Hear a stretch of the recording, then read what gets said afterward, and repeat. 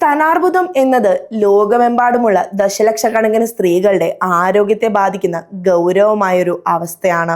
സ്തനങ്ങളിലെ കോശങ്ങൾ അനിയന്ത്രിതമായി വളർന്ന് ശരീരത്തിന്റെ മറ്റ് ഭാഗങ്ങളിലേക്ക് വ്യാപിക്കാൻ തുടങ്ങുമ്പോഴാണ് ഇത് അർബുദമായി മാറുന്നത്. ശാസ്ത്രീയ പഠനങ്ങൾ പ്രകാരം കൃത്യമായ സമയത്ത് രോഗലക്ഷണങ്ങൾ തിരിച്ചറിഞ്ഞ് ചികിത്സ തേടിയാൽ പൂർണ്ണമായും ഭേദമാക്കാൻ സാധിക്കുന്ന ഒന്നാണിത്.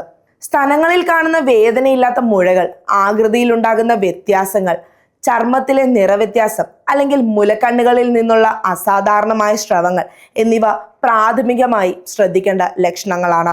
സ്തനാർബുദത്തിന്റെ കാരണങ്ങളെക്കുറിച്ച് നിരന്തരമായ ഗവേഷണങ്ങൾ നടക്കുന്നുവെങ്കിലും ജനിതകമായ ഘടകങ്ങൾ ഇതിൽ വലിയൊരു പങ്ക് വഹിക്കുന്നുണ്ടെന്ന് കണ്ടെത്തിയിട്ടുണ്ട്. പ്രത്യേകിച്ച് BRCA1, BRCA2 എന്നീ ജീനുകളുടെ മാറ്റങ്ങൾ സ്തനാർബുദ സാധ്യത വർദ്ധിപ്പിക്കുന്നു.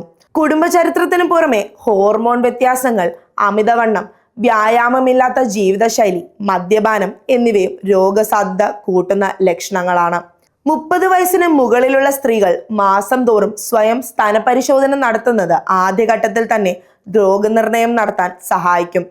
40 വയസ്സ് പിന്നിട്ടവർ വർഷത്തിലൊരിക്കൽ മാമോഗ്രാം പരിശോധനയ്ക്ക് വിധേയരാകുന്നത് രോഗലക്ഷണങ്ങൾ പുറത്തു വരുന്നതിന് മുമ്പേ അർബുദ സാധ്യത കണ്ടെത്താൻ സഹായിക്കുമെന്ന് ലോകാരോഗ്യ സംഘടനകൾ ഉൾപ്പെടെയുള്ള ആരോഗ്യ ഏജൻസികൾ ശുപാർശ ചെയ്യുന്നു.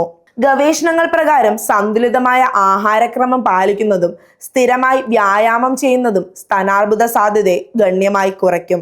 കുഞ്ഞുങ്ങൾക്ക് മുലപ്പാൽ നൽകുന്നത് അമ്മമാരിൽ അർബുദ സാധ്യത കുറയ്ക്കുന്നതായി പഠനങ്ങൾ തെളിയിച്ചിട്ടുണ്ട്. സ്തനങ്ങളിൽ കാണുന്ന എല്ലാ മുഴകളും അർബുദമാകണമെന്നില്ല. അവ വിദഗ്ധ പരിശോധനയ്ക്ക് വിധേയമാക്കേണ്ടത് അനിവാര്യമാണ്.